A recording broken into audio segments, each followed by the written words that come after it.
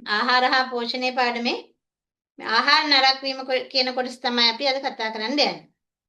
එතකොට ආහාරයක් පරිභෝජනයේට සුදුසු නම් අපි ඒකට කියන සෞඛ්‍ය ආරක්ෂිත ආහාරයක් කියලා. එතකොට ආහාරයේ සෞඛ්‍ය ආරක්ෂිත බව නැති වෙනවා මෙන්න මේ විදිහට. ආහාරයක් පරිභෝජනගත නොහැකි ආකාරයට අප්‍රසන්න තත්ත්වයකටපත් වීම හෝ ඒ සුරක්ෂිත බව නැති සෞඛ්‍යයට හානිකර තත්ත්වයකටපත් වෙනවා. එතකොට ආහාරයක් පරිභෝජනයට ගත නොහැකි තත්ත්වයටපත් වෙනවා. අප්‍රසන්න තත්ත්වයටපත් වීම හෝ එහි සුරක්ෂිත බව නැති වී යාම නිසා සෞඛ්‍යයට හානිකර තත්ත්වයටපත් වීම අපි කියනවා ආහාර නරක වීම කියලා. එතකොට ආහාර නරක වීම ආහාර පරිරක්ෂණය එක ළඟ යන්නේ. ආහාර නරක වීම බලපාන සාධක කෘත්‍රිම පාලනය කරන එකට තමයි අපි කියන්නේ ආහාර පරිරක්ෂණය කියලා.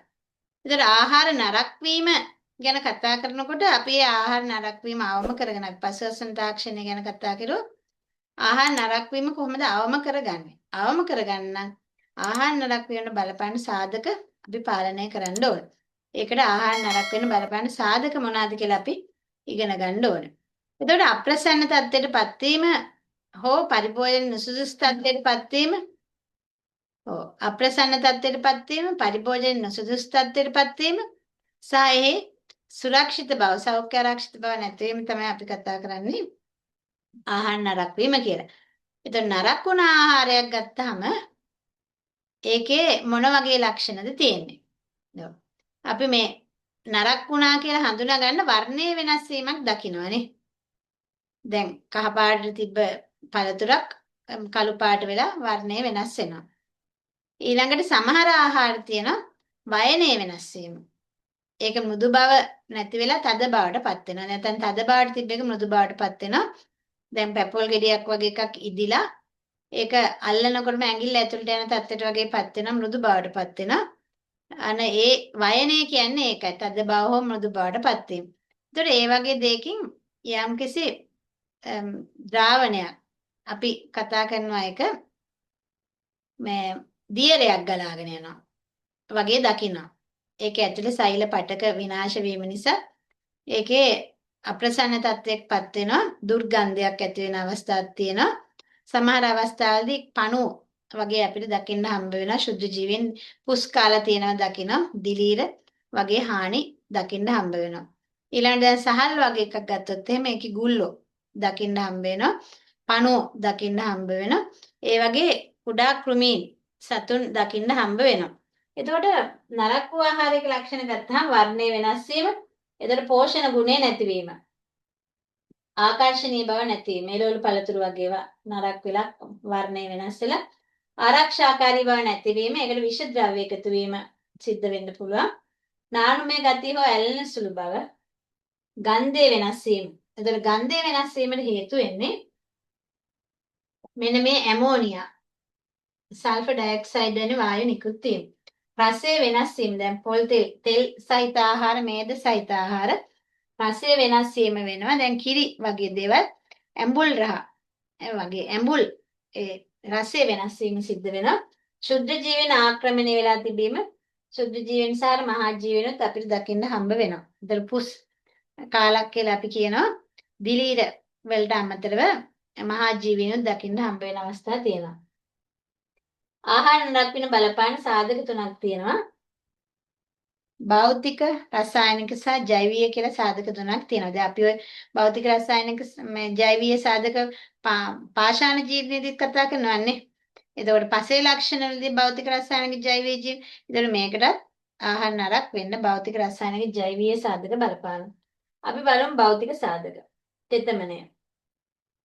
ආහාරයේ පවතින නිදහස් ජලයේ රසායනික ප්‍රතික්‍රියා වෙන ශුද්ධ ජීවි ක්‍රියාකාරීත්වය වැඩි කරයි. ඒ අඩු කිරීමෙන් ආහාරයේ ජීවිත කාලය වැඩි වෙනවා. දැන් අපිට මේක තෙතමනය අඩු කරන්න පුළුවන් ක්‍රමය මොකද? වියලීමනේ.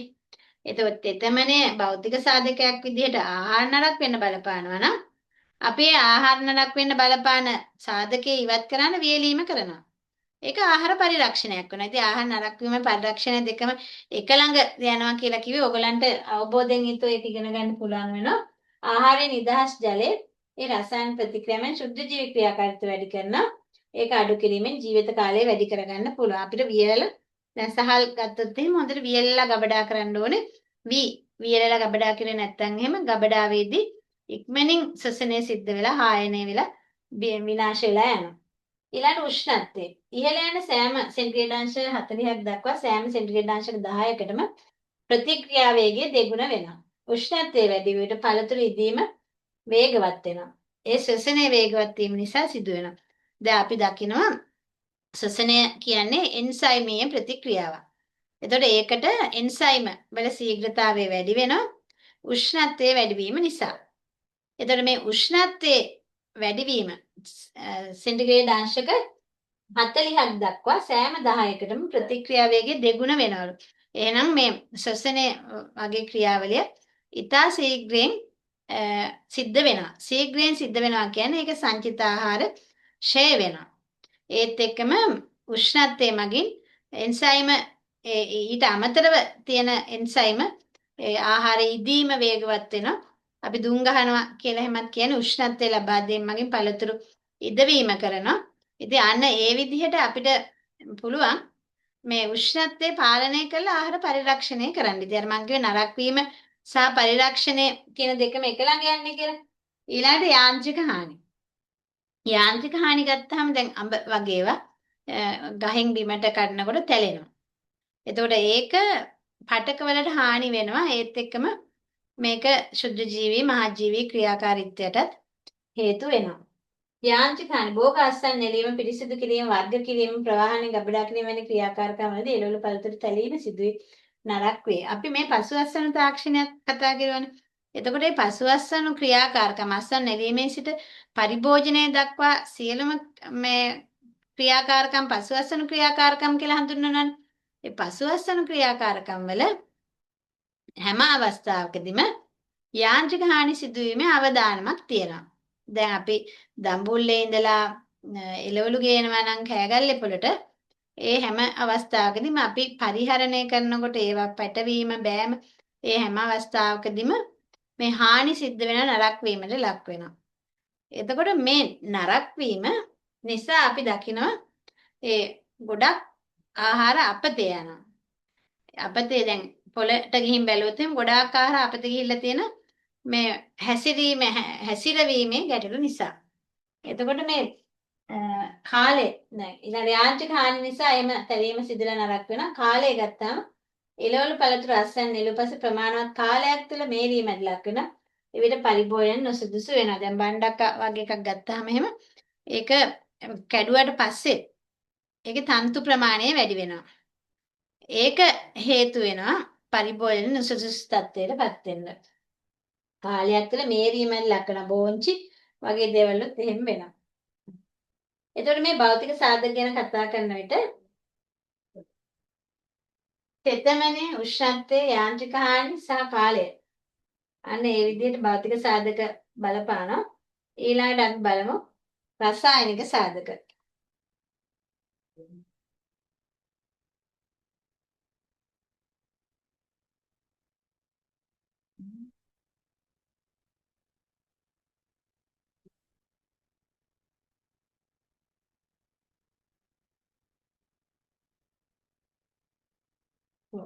රසායනික සාධක ගත්තම pH අගය අපි කියවා මේ ඇඹුල් රස වෙනවා කියලා. ඒ කියන්නේ ආම්ලික වෙනවා. pH අගය අඩු වෙනවා. සාමාන්‍ය ශුද්ධ ජීවන වර්ධනය වෙන උදාසීන pH අගයකදී pH 6.5 කියන්නේ උදාසීන අවස්ථාව. නමුත් pH අඩු ආම්ලික ආහාර දිලීර ආසාදනයට ලක් වෙනවා.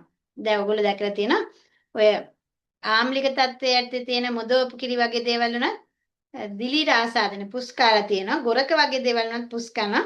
එතකොට ආම්ලික තත්ත්වයට දිලීර වර්ධනය වෙනවා. ආම්ලික තත්ත්වයට බැක්ටීරියා වර්ධනය වෙන්නේ නැහැ. ඊළඟට එන්සයිමීය ක්‍රියාකාරීත්වය. එන්සයිම් අපි රසායනික ලක්ෂණ යටතේ ඒකෙදී එන්සයිම සාමාන්‍යයෙන් අපේ ඇඟේ ඇතුලේ තියෙන ශාකවලක් තියෙනවා ආහාරවලක් තියෙනවා. එතකොට පෙක්ටිනේස් කියලා හැම එන්සයිම තියෙනවා. අන්න එන්සයිම් වල ක්‍රියාකාරීත්වය හේතු වෙනවා ආහාර නරක වෙන්න.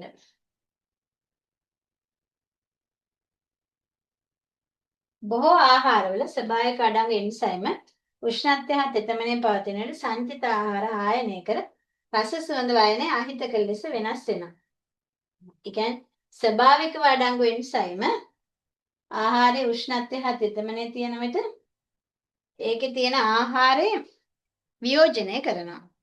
ඒකේ සෛල බිත්ති මෘදු බාඩපත් කරනවා. පෙක්ටිනේස් වගේ එන්සයිම කැල්සියම් මැග්නීසියම් පෙක්ටේට් ඒ කියන්නේ සෛල අතර තියෙන අපි කතා කරන ආහාර මේ පළතුරු ඉදවීමේදීත් ඒක කතා කරා.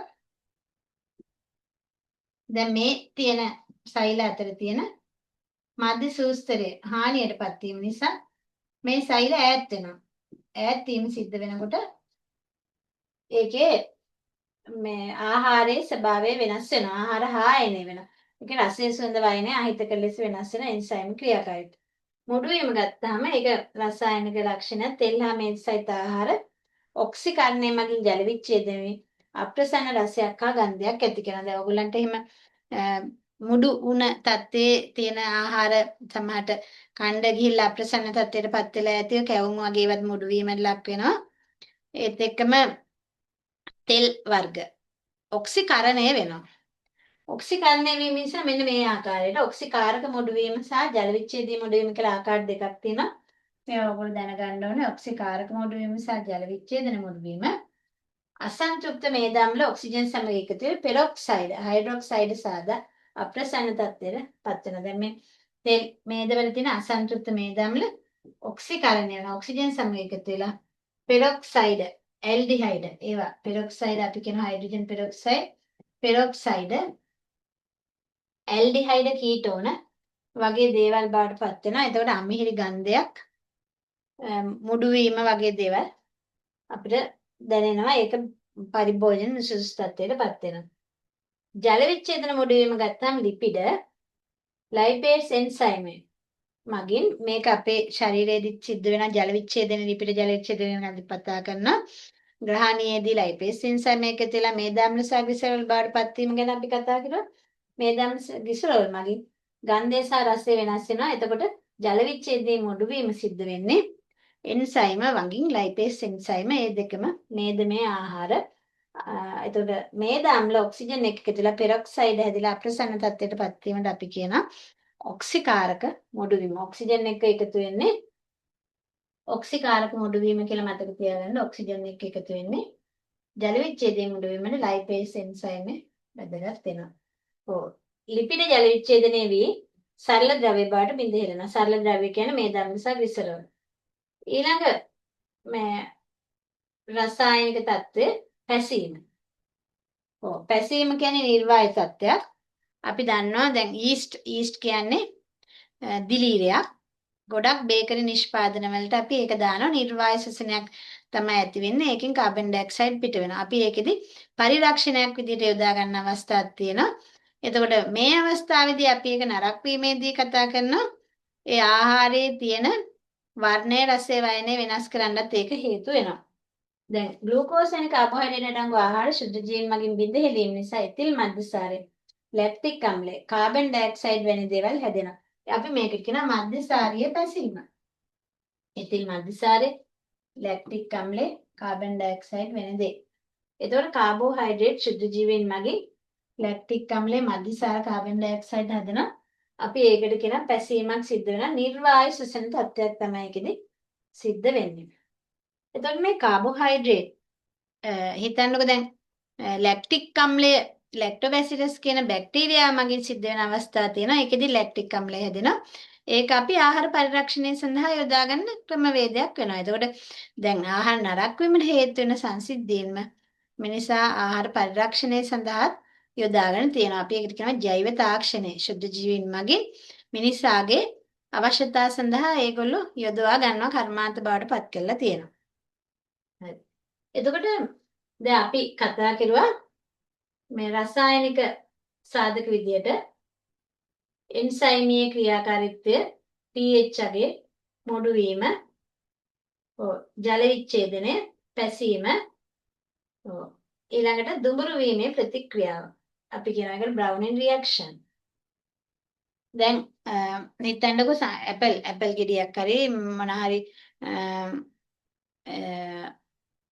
හැම එකම දුඹුරු වීම සිද්ධ වෙන්නේ අල ගෙඩියක් කපලා නිකන් එළියේ විවෘතව තිබ්බොත් එහෙම ඒක ටික වෙලාවක් යනකොට දුඹුරු පාට වෙලා අප්‍රසන්න තත්ත්වයටපත් වෙනවා. දැන් පොටේටෝ චිප්ස් වගේ එහෙම හදලා අපි බලාපොරොත්තු වෙනවා ඒක දුඹුරු පාටයි. එතකොට ඒක වාණිජ වටිනාකමක් ඒක ප්‍රිය නෑ. පරිභෝජන නුසුදුසු තත්ත්වයක් තියෙනවා. ඉතින් ඇපල් වගේ ඒවත් එහෙමයි. මේක සිද්ධ වෙන්නේ පොලිෆීනෝල් ඔක්සිඩේස් කියන එන්සයිමයක් මගින්. ඒ ක්‍රියාවලිය හැම ෆීනෝලික සංයෝග අඩංගු ශාක කොටස් වල විතරයි ඒවා අඩංගු වෙන්නේ. බටු කපලා තිබ්බොත් එහෙම ඒකත් ඒ විදිහට தත්ත්වයට පත් වෙනවා. peer ගෙඩියක් කපලා තිබ්බා කියලා එහෙම වෙන්නේ නැහැ. දැන් peer ගෙඩිය කපනකොට ඒ යකඩ පීයකින් කැපුවොත් එහෙම ටැනේට් කියන යකඩ සංයෝගයේ බැඳිලා ඒකේ කළු පාට වගේ තත්ත්වයක් ඇති වෙන නිසා ඒක නරක වීමක් නෙමෙයි. පැපල් ගෙඩියක් කපලා තිබ්බා කියලා, කැරට් ඇලයක් කපලා තිබ්බා කියලා එහෙම වෙන්නේ නැහැ. ඒ වුණාට අර්ථාපල ඇලයක් නැත්තම් බටු ඒ වගේ දේවල් වලින් මේ විදිහට අප්‍රසන්න තත්ත්වයටපත් වෙනවා. එතකොට දුඹුරු වීමේ ප්‍රතික්‍රියාව ආකාර දෙකක් තියෙනවා. එන්සයිමයේ දුඹුරු පැහැවීම සහ මෙලාඩ් ප්‍රතික්‍රියාව. එන්සයිමයේ නොවන දුඹුරු පැහැවීම. ආහාරවල පැහැ, ලා පැහැය සිට තද දුඹුරු පැහැ දක්වා හැරෙනවා. අහිතකර පළතුරු. අහිතකර තත්ත්වයක් තමයි මේ පළතුරු වල කහට පිපීම. දැන් ඔය අපි පොලොස් කපලා කහට පිපෙන තරමට පොලොස් මේක හොඳයි කියලා අපි කියනවා. දැන් පොලොස් ගෙඩියක් කහට පිපෙනවා නම් ඒකේ පොලොස් ව්‍යංජනයක් ගත්තොත් එහෙනම් මේකේ ගුණාත්මය වැඩි වෙනවා. එතකොට නැත්තම් සුදු පාටට තියෙනවා. එතකොට දැන් තේ කොළ ගත්තොත් ෆීනෝලික සංයෝග තියෙනවා. එතකොට ඒක තේ අඹරලා අපි කහට පිපීම සඳහා තුනී කරලා තියෙනවා. ඉතින් අන්න ඒ වගේ මේ කහට පිපීම කියන එක හිතකර තත්ත්වයේදී අපි ආහාර පරිරක්ෂණයේදී ආහාර සැකසීමේදී යොදා ගන්නවා වගේම මේක අහිතකර තත්ත්වයක් වෙනවා. අපි ඒක නරක වීමක් විදිහට තමයි සැලකන්නේ. එතකොට දුඹුරු වීමේ ප්‍රතික්‍රියාව ආහාර වල පැහැ වෙනස් වෙනවා. හිතකර චොක්ලට්, ගම්, තේ, බේකරි නිෂ්පාදන සඳහා මේක යොදා ගන්නවා. ඔව්. චොක්ලට් සහ තේ බේකරි නිෂ්පාදන සඳහා යොදා ගන්නවා. එතකොට ඒක හිතකර තත්ත්වයක් ඇත්තේ. ඒකේ ආකාර දෙකක් තියෙන එන්සයිමේ දුඹුරු පැහැවීම. ඒකේ ෆීනෝලික සංයෝග තියෙනවා කියලා කිව්වම පොලිෆීනෝල් ඔක්සිඩේස් කියන එන්සයිම මගින් ඔක්සිකරණය කළා මේ බෙන්සෝක්විනින් කියන දුඹුරු පැහැය තමයි හදන්නේ. බෙන්සෝක්විනින් කියන දුඹුරු පැහැය හදන පොලිෆීනෝල් ඔක්සිඩේස් කියන එන්සයිමේ තමයි ඒකට දායක වෙන්නේ. ඒ පොලිෆීනෝල් ඔක්සිඩේස් තියෙන්නේ මෙන්න මේ ෆීනෝලික සංයෝග එක්ක ඔක්සිජන් සම්බන්ධ වුණාම. දැන් ගෙඩියක් විදිහට තියෙනකොට ඇතුළේදී ඕක වෙන්නේ නැහැ. අපි මේක කපලා ඔක්සිජන් එක ගැටෙනකොට තමයි ওই ෆීනෝලික සංයෝග පොලිෆීනෝල් ඔක්සිජන් එක්ක පොලිෆීනෝල් ඔක්සිඩේස් කියන එන්සයිමේ ක්‍රියාත්මක වෙලා අර බෙන්සෝක්විනින් කියන දුඹුරු පැහැ හදන්නේ. ඇපල් රටේ ඉඳ මිදි බටු වැනි ආහාර පෙති කැපීම් පොත් ඉවත් කිරීමගේ එන්සයිම ඔක්සිජන් සමග ගැටී හිත ක්‍රියාවලිය සිද්ධ වෙනවා. වර්ණය හා රසය වෙනස් වෙනවා. මේක වළක්වන්න අපිට පුළුවන් මේ එන්සයිම විනාශ කරන්න. පොලිෆීනෝල් ඔක්සිඩේස් එන්සයිම විනාශ කරන්න සුබ්‍රීකරණ උණු ජලයේ ගිල්ලලා ඉක්මනට ගන්න එක. නැත්නම් ඔක්සිජන් සමග ගැටීම් වළක්වන්න ටින් කිරීම. සිට්‍රික් අම්ල භාවිතය. සල්ෆර් ඩයොක්සයිඩ් භාවිතය. දැන් අපි දන්නවා සාමාන්‍ය ව්‍යවහාරයේදී දැන් ඇපල් දැන් ෆෘට් සලාඩ් එකකට අපිට ඇපල් දාන්න ඕන. එතකොට අපි ඇපල් කපලා නිකන් විවෘත පරිසරයේ තියන්නේ ඒක දාන්න ඕනේ වතුරට. ඒකට දහි ටිකක් දාන්න ඕනේ. එතකොට සිට්‍රික් අම්ලය මගින් මේ දුඹුරු පැහැවීම වළක්ව ගන්න පුළුවන්.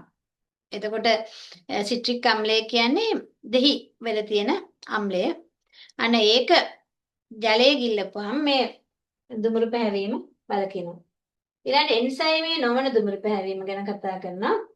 ඒකට මෙලාඩ් ප්‍රතික්‍රියාව කියලා හඳුන්වනවා. ඔක්සිකාරක සීනි ඇමයිනෝ අම්ල දුඹුරු පැහැවීම සිද්ධ වෙනවා. පාන් හා කේක් මත පිට දුඹුරු පැහැවෙන්නේ. දැන් මේකෙදී ගොඩක් ඔය මේ බනිස් වගේ දේ වගේදී බිත්තර කහ මැදේ පොඩ්ඩක් ඒකේ ආලේප කරනවා. එතකොට තමයි අර රන්වන් පැහැයක් තියෙන බේකන් නිෂ්පාදන අපිට ලැබෙන්නේ. ඒ ඇමයිනෝ අම්ල තමයි බිත්තර කහ මැදේ ඔක්සිකාරක සීනි තියෙන්නේ අර අපේ බේකන් නිෂ්පාදනය හදන්න ගන්න පාන් පිටිවල. ඒ දෙක උෂ්ණත්වයේ හමුවේදී මෙලාඩ් ප්‍රතික්‍රියාව සිද්ධ වෙනවා. මේ දුඹුරු පැහැවීම බේකන් නිෂ්පාදන දුඹුරු පැහැවිලා ඒකට යම්කිසි කේක් සුදු පාට කේක් තිබ්බොත් එහෙම ඒකේ වටිනාකමක් නැහැ නේ. හින්දා ඒකේ ලස්සනට අර දුඹුරු පැහැවිලා තියෙන එකට අපි කියනවා කේක් වලත් බිත්තර එහෙම තියෙනවා මෙලාඩ් ප්‍රතික්‍රියාවක් තමයි එතන සිද්ධ වෙන්නේ. මාළු පාන් අලපෙති බැඳීම සීනි බිත්තර සාරේ තාපේ මතුපිරි දුඹුරු පැහැවීම වැළැක්වීමට අඩු උෂ්ණත්වයක ආහාර ගබඩා කිරීම සැකසීම. ටොක්සිකාරක නොවන සීනි භාවිතය. දැන් ඒකෙදි ඇත්තටම අපි මේ මෙලාඩ් ප්‍රතික්‍රියාව කියන එක ගොඩක් හිතකර විදිහට තමයි යොදාගන්නේ ආහාර සැකසීමේදී. අපි ඒක නරක වීමේදී කතා කරුවත් මෙලාඩ් ප්‍රතික්‍රියාව සහ එන්සයිමේ දුඹුරු පැහැවීම ඒක පරිරක්ෂණයේදී බහුලව භාවිතා කරනවා. ඊළඟට කැරමලීකරණය. ඔව් කැරමලීකරණය කියන එකත් ආහාර සැකසීමේදී යොදා ගන්නවා. දැන් අපි දකිනවා මේ ඔය කේක් මේ කැවුම් හදනකොට මේ පැණි හදනවා මේ ඒක අර පැණි පාට කියලා තමයි හඳුනන්නේ සුදු සීනි වලින් ගත්තත් ඒක රත් වෙන්න ඇරලා කැරමල් හදනවා කැරමල් පුඩින් වලට ඒක නිකන් කරරහක් එක යන්තම් එන කැරමල් හදාගන්න මෙන්න මේ ක්‍රමය තමයි භාවිත කරන්නේ සුක්‍රෝස් ජලය ඉවත් වෙන්න තාපයේ යෙදීම කරලා කැරමලාන කැරමලීන් යුමීන් කියන සංයෝගය බවට පත් වෙන. ඒතර කැරමලාන් කැරමල් කරලා කැරමලාන් කියන தත්ත්වය තමයි අපි සාමාන්‍යයෙන් රස කැවිලි නිෂ්පාදනය සඳහා ගන්න. ඒතර හියුමින් කියන தත්ත්වය ගත්තම තද දුඹුරු ඩාර්ක් චොක්ලට් වගේ ඒවා තිත්ත රසක් එනවා. ඒතකොට එක් එක් ආහාරවල ඒ තියෙන ස්වභාවය අනුව ඒ ආහාර පරිරක්ෂණය කරන ක්‍රමවේදය වෙනස් වෙනවා.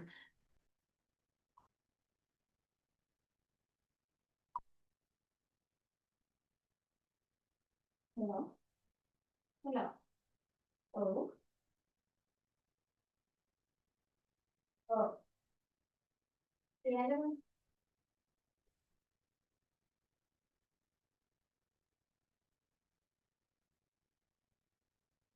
මේක දැන් ඔය මිසරේකට ගිහින්ද මේ සැරේකට මම කිව්වා වෙන ටීචර් කෙනෙකුට දාන්න කියලා මම ගෲප් එකකට දැම්මා.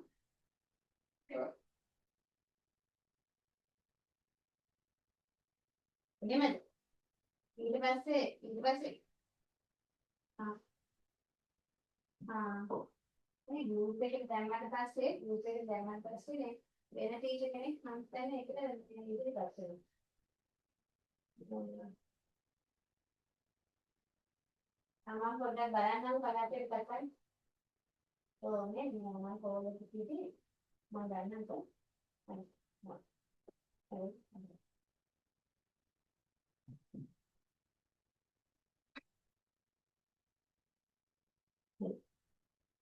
කැරමලීකරණයේදී සුක්‍රෝස් ජලයේ ඉවත් වීම අපි ඒක මේ සීනි දිය කරනවා ජලයේ සීනි දිය කළා වාෂ්ප වෙන්න ආරිනවා. එතකොට ඒක රත් වීමත් එක්ක වාෂ්ප වීමත් එක්ක මේ සීනි ටික ටික වර්ණය වෙනස් වෙනවා. කැරමල් බාටපත් වෙනවා කියලා කියන්නේ ඒකයි. එතකොට කැරමලීන් රන්වන් පැහැ කියන කැරමලීන්. එතකොට ඒක ආහාර නරක වීමේදීට වඩා ආහාර පරිරක්ෂණයේදී ආහාර සැකසීමේදී යොදාගන්න ක්‍රමවේදයක්. ඒ වුණාට ඔයගලන්ගේ සිලබස් එකේ ඒක අපි කතා කරන නරක වීමක් විදිහට සුක්‍රෝස් සෙඩියඩාංශ 160 180ට භාජනය කිරීම මගින් සීනි කැරමල් කිරීම මගින් සිද්ධ වෙනවා. pH අගය උෂ්ණත්වය වැඩි කිරීම මගින් මේ ශීඝ්‍ර වෙනවා. ඔව්. එතකොට pH අගය උෂ්ණත්වය වැඩි කරලා අපිට පුළුවන් මේක ශීඝ්‍ර කරන්න. ආහාර සැකසීමේදී ඒක යොදා ගන්නවා. ඊළඟ ජෛව සාධක ගැන කතා කරනවා. ශුද්ධ ජීවීන්. ජෛව සාධක ගැන කතා කරන බැක්ටීරියා, දිලීර, යීස්ට් වගේ ශුද්ධ ජීවීන් මේ ආහාර නරක වෙන්න හේතු වෙනවා. මහා ජීවීන් විදිහට කෘන්තකයන් කියන්නේ මීයෝ සහ කෘමීන්. ශුද්ධ ජීවීන් ශ්‍රාවය කරන ඇමයිලේස් වගේ එන්සයිම් මගින් මේ ප්‍රෝටීන් වෙනස් වෙනවා ප්‍රෝටීන් ජීර්ණය වෙනවා ශුද්ධ ජීවීන් ශ්‍රාවය කරන ඇමයිලේස් ප්‍රෝටියේස් ලයිපේස් වැනි සයිඩී එන්සයිම් ආහාරයේ ඇති පෝෂක රසායනිකව හා භෞතිකව වෙනස් වෙනවා. ආහාර නරක වීමට හේතු වන්නේ විෂම යෝගී බැක්ටීරියා දිලීර හා ඊස්ට් ඔයගොල්ලෝ මෙහෙම දිලීර හා බැක්ටීරියා මගින් ආහාර නරක වෙනවා කියලා ඔළුවේ තියාගත්තා නම් ඇති. ඒගොල්ලෝ ශ්‍රාවය කරන ඇමයිලේස් ප්‍රෝටීස් ලයිපේස් යන khනිජ සෛලී එන්සයිම් ආහාරය ඇති පෝෂක රසායනික හා භෞතික වෙනස් කරන අතර ඒගොල්ලෝ ශ්‍රාවය කරනවා මේ එන්සයිම් මගින් මේ ආහාරයේ තියෙන ආහාර වල ස්වභාවය වෙනස් කරනවා ජීර්ණය කරනවා වියෝජනය කරනවා. ශුද්ධ ජීවීන් නිසා මේ වගේ වෙනස්කම් වෙන්න පුළුවන්. ශුද්ධ ජීවීන් නිසා ආහාරයේ රසායනික හා භෞතික විපර්යාස වෙනවා. ඒක එකකට කියන පූති භවණය. ප්‍රෝටීමේ ආහාර මස්සා මාළු ශුද්ධ ජීවීන් ස්‍රාවය කරන ප්‍රෝටියොලිටික් එන්සයිම්. අපි ඒකට කතා කරනවා ප්‍රෝටියේස්. ඒවා ඇමයිනෝ අම්ල බවට පත් වෙනවා. දැන් ප්‍රෝටීන් පෙප්සින් මගින් ට්‍රිප්සින් මගින් ඇමයිනෝ අම්ල බවට පත් වෙන්නේ. එතකොට ඒක අපේ ආහාර ජීර්ණ පද්ධතියේනේ සිද්ධ වෙන්නේ. දැන් මේක ආහාරයේ බාහිර තියෙනකොට සිද්ධ වෙනවා. බාහිර තියෙනකොට සිද්ධ වීම ඒක හරියන්නේ ඒක ආහාරයේ නුසුදුසු තත්ත්වයට පත් වෙනවා. එතකොට අපි ආහාර ගන්නකොට ඒක සුදුසු තත්ත්වේ නෑ. ආහාර ජීර්ණ පද්ධතියේදී සිද්ධ වෙන දේ පිටදී සිද්ධ වුණාම ඒ ආහාර නරකන ශුද්ධ ජීවීන් මගින් තමයි කරන්නේ. ප්‍රෝටීන් බහුල ආහාර මත වැඩෙන බැක්ටීරියා මගින් ප්‍රෝටීන් ජල විච්ඡේදනය කරනවා. එතකොට මේ ප්‍රෝටීන් මත වැඩෙන බැක්ටීරියා ගොඩක් ප්‍රෝටීන් ජල විච්ඡේදනය කරනවා. ඊළඟ පැසීන් ඒක ශුද්ධ ජීවීන් මගින් කරනවා. කාබෝහයිඩ්‍රේට් ආහාර සැකරොලිටික ශුද්ධ ජීවීන් කියන්නේ ඊස්ට් මගින් ඒගොල්ලෝ මධ්‍යස්ථාර වායු ලැක්ටික් අම්ලය එතනෝල් කාබන් ඩයොක්සයිඩ් ඉස්සෙල්ලා අපි කතා කරපු එක තමයි පැසීමේ හිතකල ලෙස ආහාර පරිරක්ෂණයේදී යොදා ගන්නවා. එතකොට පැසීම ශුද්ධ ජීවීන්ටත් වෙනවා. අපි ඉස්සෙල්ලා කිව්ව රසායනික සාධක විදිහටත් වෙනවා. මුඩු වීමත් එහෙමයි. ලිපෝලිටික ශුද්ධ ජීවීන් වගේ ලයිපේස් ශ්‍රාවය කරන මේදාම්ල සාග්ලිසරෝල් අමේරි සුවඳක් ඇති වෙනවා. ශුද්ධ ජීවීන් මගින් ආහාර නරක කරන බලපාන සාධක ගත්තාම ඉස්සෙල්ලා කතා කරපුවම තමයි උෂ්ණත්වයේ සාපේක්ෂතාවය. උෂ්ණත්වය වැඩි වීම සමග ශුද්ධ ජීව වර්ධන ක්‍රියාකාරීත්වය වැඩි වෙන නරක වීම වේගවත් වෙනවා. දිලීර යීස්ට් සෙන්ටිග්‍රේඩ් අංශ 25 බැක්ටීරියා 755 අන්න ඒ තත්ත්වයේ උඩ බැක්ටීරියා හොඳින් වර්ධනය වෙනවා. අපි ශීතකරණයක තියෙනවා අධිශීත තත්ත්ව දෙනවා කියලා කියනවා. ඒකෙදි වෙන්නේ මේ බැක්ටීරියා ක්‍රියාකාරීත්වය පාලනය වෙනවා. ජීවාණු හරණය මගින් සියලුම ශුද්ධ ජීවීන් විනාශ කරනවා. එතකොට පැස්ටරීකරණය මගින් ශුද්ධ ජීවීන් ව්‍යාධි ජනක ශුද්ධ ජීවීන් විනාශ කිරීමක් සිද්ධ වෙනවා. එතකොට මේ පරිරක්ෂණයේදී අපි ඒක කරනකොට නරක වීමේදී කතා කරන ශුද්ධ ජීවීන් මගින් මේ ආකාරයට ආහාරයේ වෙනසක් ඇති වෙනවා. උෂ්ණත්වයේ හේතු වෙනවා. සාපේක්ෂාර්ථය ගත්තාම සාපේක්ෂාර්ථය විහෙරයන්වල දිලීර වර්ධනය වේගවත් වෙලා වියලි ආහාර පවා නරක වෙනවා. ඒට හේතුව පරිසරයෙන් තෙතමනේ උරා ගැනීමද අපි කියන බීජ ගබඩා කරන්න සුදුසුම වෙන්නේ අඩු උෂ්ණත්වය සහ අඩු ආර්ද්‍රතාවය. එතකොට අඩු උෂ්ණත්වයේ සහ අඩු ආර්ද්‍රතාවයේ සුදුසුම තත්ත්වයක් වෙ බණ්ඩාරවල වගේ ස්වභාවික පැතිවල තියෙනවා. දැන් මේ වගේ පැතිවල බීජ ගබඩාවල අපි පුළුවන් තරම් කියන සුදු පාට ආලේප කරන්න උෂ්ණත්වය පාලනය කරන්න දැන් සමහර අවස්ථාවලදී පංකා AC කර තත්ත්වෙ හිටන් තියෙනවා මේ වගේ ජීවිත කාලේ ජීව කාලේ නරක වීම අවම කරගන්න. එතකොට ශුද්ධ ජීවී ක්‍රියාකාරීත්වය ගත්තාම මේ වැඩි උෂ්ණත්වයේදී ඒගොල්ලන් ක්‍රියාකාරීත්වය වේගවත් වෙනවා. සාපේක්ෂ ආර්ද්‍රතාවයේ තමයි පුස් කරනවා. සාපේක්ෂ ආර්ද්‍රතාවයේදී අපි දන්නවා මේ කාලෙට ගත්තාම ඇඳුම් උනත් පුස් කරන පුස් කියන්නේ දිලීරනේ. එතකොට තියෙන ඔය තෙතමන තියෙන සේරම පුස් කරන. ඒතර ආහාරයේත් තෙතමනේ තියෙනවා. ආහාර අනාරක්ෂිත විදිහට තියෙනවා ඒව පුස් කරනවා. එතකොට පාම්බනිස් වගේ දේවලුත් අපි දකිනවා මේ පුස් කරලා තියෙන ශුද්ධ ජීවී ක්‍රියාකාරීත්වය නිසා. ඊළඟට ශුද්ධ ජීවී ක්‍රියාකාරීත්වය බාහිර සාධක ගැන අපි කතා කරලා අභ්‍යන්තර සාධක. ඔව්. දැන් මෙතන ශුද්ධ ජීවීන් මගින් ආහාර නරක කරන බලපාන සාධක බාහිර සාධක විදිහට උෂ්ණත්වය සාපේක්ෂ ආර්ද්‍රතාවය. එතකොට අභ්‍යන්තර සාධක විදිහට ඉස්සලාම වගේ pH අගය තෙතමන ප්‍රමාණය. එතකොට කිරිවල pH අගය ආම්ලික තත්ත්වයටපත් වෙන ලැක්ටෝබැසිලස් කියන බැක්ටීරියාවක් මගින්. ඔව්. එතකොට දිලීර 2.8 pH බැක්ටීරියා 4.8 යීස්ට් 4.4 හිතකර වෙනවා. ඔක්සිකරණ ඔක්සිහරණ විභවය. එතකොට ආහාරය රත් කිරීම හෝ යාන්ත්‍රික හානිමයි ඔක්සිකරණ විභව ඉහළ යාම නිසා ආහාරයට ඔක්සිජන් ඇතුළු වෙනවා. ඒකට ශුද්ධ ජීවි වර්ධනය වේගවත් වෙනවා.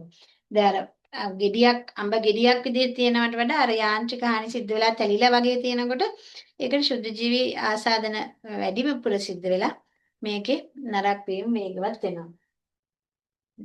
ආහාර නරක් වෙන බලපාන ශුද්ධ ජීවීන් මෙන්න මේ විදිහට අපිට දකින්න වෙන බැක්ටීරියා. ඔව් බැක්ටීරියාව ඒකසෛලිකයි අපි කතා කරනවා මේ පස පාට මෙදිත් කතා කරනවා ඒකසෛලිකයි බැක්ටීරියාව. ප්‍රෝටීමේ ආහාරය මත බැක්ටීරියා වර්ධනය නිසා දුගඳ හැමීම, සෙවලත් වීම, pH එක වෙනස් වීම සිද්ධ වෙනවා. ආහාර වලට ව්‍යාජනක බැක්ටීරියා ඇතුළු විට රෝගී තත්ත්ව ඇති වෙනවා. දැන් මෙන්න මේ විදිහට සැල්මනෙල්ලා, ක්ලොස්ට්‍රීඩියම් බොටුලිනම් වගේ බැක්ටීරියාව ඉන්න මේ ආහාර නරක වීමට හේතු වෙනවා.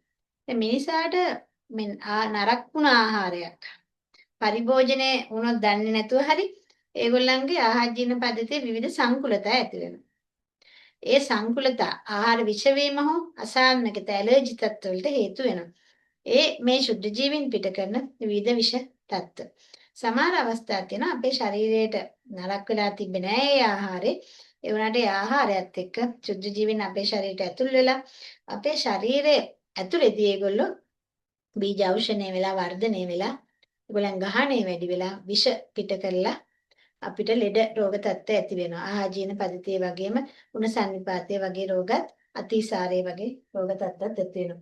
දැන් බැක්ටීරියා විශේෂ ගත්තාම කුකුල් මස් සිවුඩමනාස් සොල්නේසියාරුම් කියලා ඔයගොල්ලන්ට මතකයි බැක්ටීරියා හිටුමැරීම ඇති වෙන බැක්ටීරියාව කුකුල් මස් වගේ කොළ පාට වෙලා තියෙනවා නම් ඒ සිවුඩමනාස්ගේ හානිය. ලැක්ටෝබැසිලස් කිරි ඇඹුල් රස වෙන්න හේතු වෙන හැබැයි ඕක අපි යෝගට් නිෂ්පාදනයේදී ආහාර පැසවීමක් කරලා ආහාර පරිරක්ෂණයේදී තෝකම තමයි යොදාගන්නේ බැක්ටීරියා. ඊළඟට ස්ට්‍රෙප්ටොකොකස් කිරි කැදලි නරක් වීමට ස්ට්‍රෙප්ටොකොකස් කියන බැක්ටීරියා වැදගත් වෙනවා. මයික්‍රොකොකස් හැම් සොසේජස් බේකරි ආහාර ඇඹුල් රස වෙන්න හේතු වෙනවා මස් ආහාර වලට එමත්. මොකද මේවා ප්‍රෝටීන් බහුලයි. ප්‍රෝටීන් බහුල ආහාර වලට ඉක්මනින් ශුද්ධ ජීවීන් ආසාදනය වෙනවා. තෙත් සහිත ආහාර වල ශුද්ධ ජීවීන් ආසාදනය වෙනවා. ඒ ආසාදනය වල ඒගොල්ලෝ ඒක මත යැපෙනවා. උපස්තරයේ විදියට අපිට ආහාරයෙන් උසස් තත්ත්වයකටපත් වෙනවා.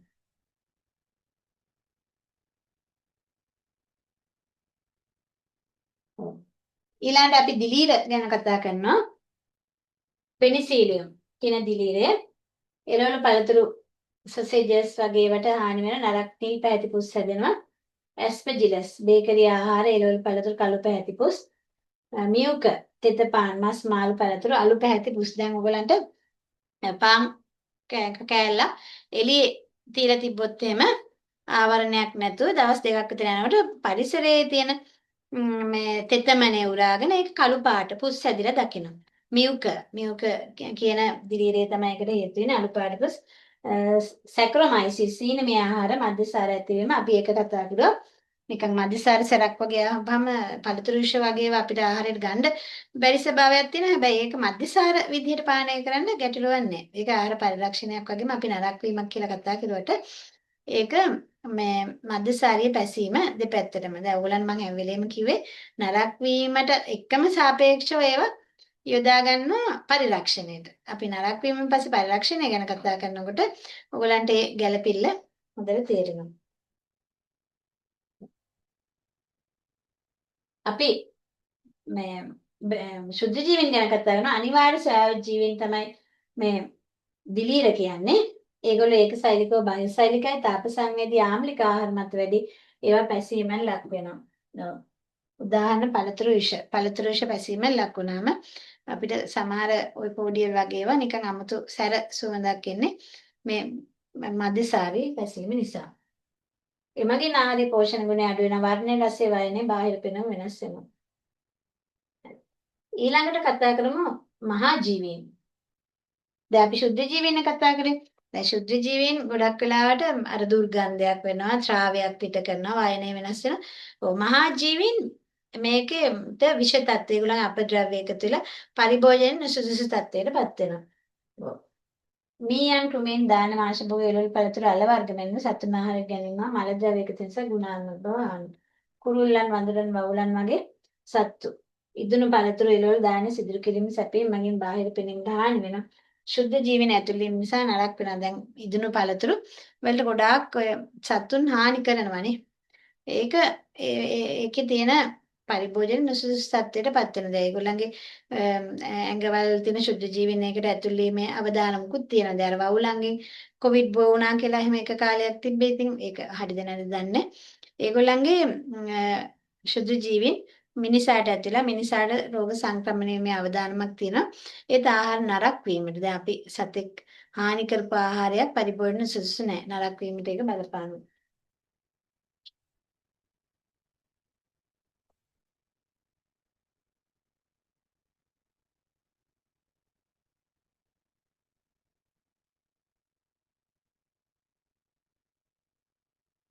දැන් බලමු ආහාර නරක වීම අහිතකර ප්‍රතිඵල. අර මං කිව්ව ආහාර ආසාදනය වීම සහ ආහාර විෂ වීම කියලා. ඇත්තට මේකේ ඊටාම කෙටි පාඩමක්.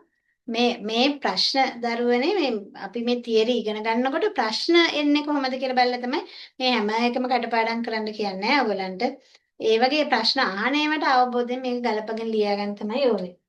ඔව්. ඉතින් ආහාර ආසාදනය ගැන ආහාර මත සිටින ශුද්ධ ජීවීන් ආහාර සමග ශරීරගත වී සිරුරතුලදී පෝෂණය වී රෝග ලක්ෂණ ඇති කරනවා.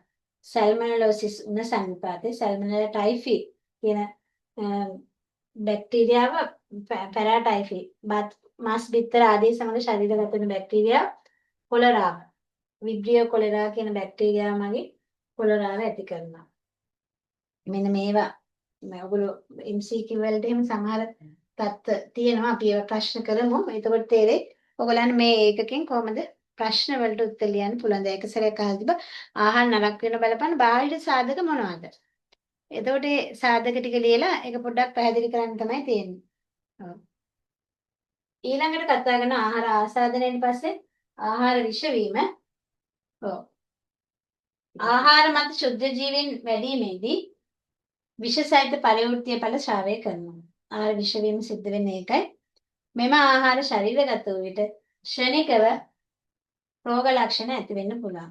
දැන් සමහර අවස්ථාවේදී ගාමන්ට් වල වගේ උදෑසන ආහාරය ගත්ත ගමන් සියලුම ළමයින්ට උදරාබාධ ඔළුවර කැක්කම වමනේ ඔක්කාරී වගේ දේවල් ඇති වෙන්නේ ඒ පරිප්පු මාළුවක විෂ තත්ත්වයක් තිබ්බා කියලා ඔන්න මාධ්‍ය මගින් ප්‍රකාශ කරනවා. එහෙනම් ඒක මත බැක්ටීරියා වර්ධනය වෙලා ඒ බැක්ටීරියා විෂ තත්ත්වයක් අර පරිප්පු මාළුවේ ඇතුලේ තිබිලා කාපු ගමන් ඒක ඒගොල්ලන්ට ප්‍රතික්‍රියා දක්වනවා. දැන් එහෙම නැතුව ශුද්ධ ජීවියා එක තිබ්බනම් එහෙම ශුද්ධ ජීවියා ඇඟ ඇතුලේදී වර්ධනය වෙලා ඒ සහිත පරිවෘත්තීය මේක වර්ධනය වෙලා පෝෂණය වෙලා ශරීර තුලදී පෝෂණය වෙන රෝග ලක්ෂණ ඇති කරන ක්ෂණිකයෙන් මේක සිද්ධ වෙන්නේ නැහැ. ඔව්. ඒතර ආහාර විෂ වීමේදී උදර වේදනාව පාචනය වමනේ මේවා ක්ෂණිකව ඇති වෙන ඒවා. ඔව්. ක්ලොස්ට්‍රීඩියම් බොටුලිනම් ස්නායු විෂ මේක මතක තියාගන්න. ස්නායු විෂ ඇති කරන මිනිසාට ඇති කරන රෝගය ඇස්පෙජිලස් ෆ්ලේවර්ස් ධාන්‍ය තෙල් සහිත ආහාර රටකජ මත වැඩෙන දිලීරය. ඔව්. ඇෆලටොක්සින් නම් විෂ ශ්‍රාවය කරන ශීලපායන පිළික ආත්මා පටකවල හානි සිද්ධ වෙනවා. ඇෆලටොක්සින් කියන්නේ අර එක සැරයක් පොල් තෙල් වල. දැන් ඔයගොල්ලෝ දකින්න දැන් පොල් වගේ දෙයක කළු පුස් ඇති වෙනවා. අන්න ඒකට කියනවා මේ ඇස්පෙජිලස්.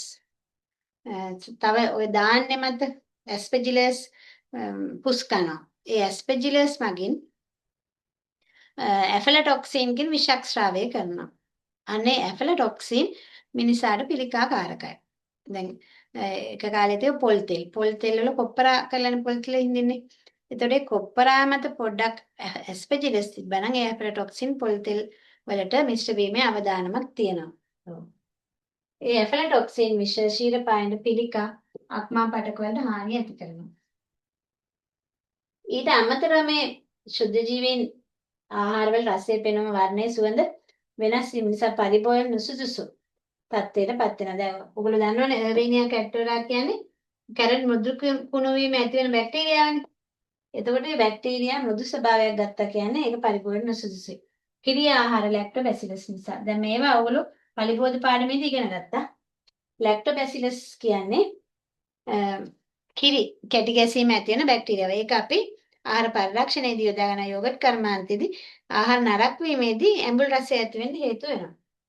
ඇඹුල් රසය ඇතිවීම පුස් බැඳීම වගේ දේවල් සිද්ධ වෙන්නේ මේ ලැක්ටෝබැසිලස් නිසා. ශුද්ධ ජීවි නිසා ආහාර වල රසායනික වෙනස්කම් ඇති වෙන වර්ණය වෙනස් වෙන බිත්තර කළු කොළ පැහැවීම සියුඩමනස් නිපදවන වර්ණක අපි කතා කළා.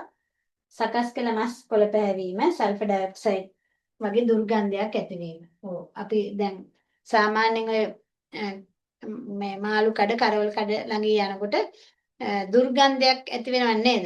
එතකොට ඒ වගේත් මේ ආවේනික ගන්ධයට අමතරව බැක්ටීරියා ආසාදනය වීම නිසා දුර්ගන්ධය නිකුත් වෙනවා. ඒ කියන්නේ මාළු වගේ දේවල් ඒගොල්ලෝ ඒ කොටස් ඉවත් කිරීම නිසා ඒවමද බැක්ටීරියා වර්ධනය වෙලා ඒ ප්‍රදේශයේම දුර්ගන්ධයක් ඇති වෙනවා. දැන් බිත්තර වගේ එකක් ගත්තොත් එහෙනම් කුණු බිත්තර කියන ඒවා අපේ අතට එහෙම ගෑවුනොත් ඒක සබන් දාලාත් හොදලා ඒ දුර්ගන්ධය යන්නේ. සල්ෆර් ඩයොක්සයිඩ් හයිඩ්‍රජන් සල්ෆයිඩ් නිසා තමයි ඒ මේ බිත්තරයක් කියන්නේ ඇත්තටම ප්‍රෝටීනමය කොටසක්.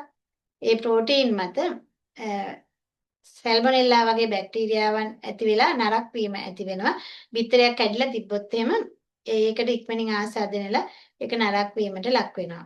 දැන් බිත්තරේ අපි බිත්තර දාන ඒ ගෘහයේ අපිරිසිදු තත්ත්වයක් තියෙනවා නම් මේ සැල්මොනෙල්ලා වගේ තත්ත්ව බැක්ටීරියා ආසාදනය කිරීමේ හැකියාවක් තියෙනවා. එතකොට ශුද්ධ ජීවන ආහාරවල සියුඩමනස් අපි ඒක කතා කරලා පෝෂණීය බව අඩු වෙන ආහාරේ ආහාරයේ සුරක්ෂිත බව අඩු වෙනවා. සෞඛ්‍ය ආරක්ෂිත බව අඩු වෙනවා. එතකොට ආහාර නරක වීම නිසා මොකද වෙන්නේ? විෂ ඇති වෙනවා, ආසාදන ඇති වෙනවා, රසය පෙනුම වර්ණය නැති වෙනවා, ශුද්ධ ජීවන නිසා ආහාර රසායනික වෙනස්කම් ඇති වෙනවා. පෝෂණීය බව අඩු වෙනවා, ආහාර සුරක්ෂිත බව අඩු වෙනවා. සෞඛ්‍ය ආරක්ෂිත බව අඩු වෙනවා. දැන් අපි කියනවානේ ආහාර සුරක්ෂිතතාවය කියලා. ආහාර සුරක්ෂිතතාවයේදී පෝෂ්‍යදායක ගුණාත්මක ආහාර ලබා ගැනීමේදී ආර්ථික භෞතික සමාජික හැකියාව කියලා කතා කරනෝනේ. එහෙනම් මේකෙදි අපි සෞඛ්‍ය ආරක්ෂිත ආහාරයක් මේ සෞඛ්‍ය ආරක්ෂිත බව ගුණාත්මක බව පෝෂණීයගේ ඒ සේරම නැතුණු ආහාර නරක වීම නිසා. එතකොට ආහාර නරක වීම නිර්වචනය ඔයගොල්ලෝ දැනගන්න ඕනේ. ආහාර නරක වුණ ආහාරයක ලක්ෂණ දැනගන්න ඕනේ. ආහාර නරක වෙන බලපාන සාධක ගැන කතා කරන්න ඕනේ. භෞතික රසායනික ජෛවීය සාධක. ජෛවීය සාධකද ශුද්ධ ජීවීන් හා මහා ජීවීන් ඒවට උදාහරණ කිහිපයක් එක්ක ඔයගොල්ලෝ පොඩ්ඩක් ඒ ලක්ෂණ ටික දැනගන්න ඕනේ. ඒත් එක්කම ආහාර නරක වීම නිසා අපිට ඇතිවන අහිතකර බලපෑම්. ඇත්තටම පසුඅසන තාක්ෂණය නිසා අපිට මේ ගොඩක් මේ ආහාර නරක වීම නිසා අපතේ යන අතිරික්ත ආහාර. ඒ නිසා අපි පුළුවන් තරම් ආහාර පරිරක්ෂණය කරලා මේ ආහාර වලට අගයක් එකතු කරලා value addition කියලා කියන වෙනත් ආහාර බවට පත් කරලා අපි ඒක පරිභෝජන සුදුසු තත්ත්වයට පත් කිරීම තමයි ආහාර පරිරක්ෂණයේදී කරන්නේ. පසුඅසන තාක්ෂණික ක්‍රියා යටතේ මේ නරක වීම නැත්තම් ගුණාත්මක හා ප්‍රමාණාත්මක ආහාර අපතේ අවම කරලා ඒකේ මූල්‍ය නැත්තම් අපිට මුදල අපතේ යමක් සිද්ධ වෙනවා. ගුණාත්මක විදියට පෝෂණය අපතේ යමක් සිද්ධ වෙනවා.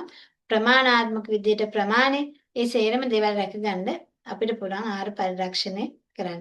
එතකොට මේ තියෙන સિદ્ધාන්තත් එක්ක අපි කොහොමද ආහාර පරිරක්ෂණය කරන්න කියලා ඊළඟට කතා කරමු. ඔයගලන් මොන හරි ගැටලු තියෙනවද? මොන හරි ගැටලු තියෙනවද? ඔව්. තීක්ෂණත් ඉන්නවා ඇති නේද? තීක්ෂණ වැඩ කරනවද මොකද?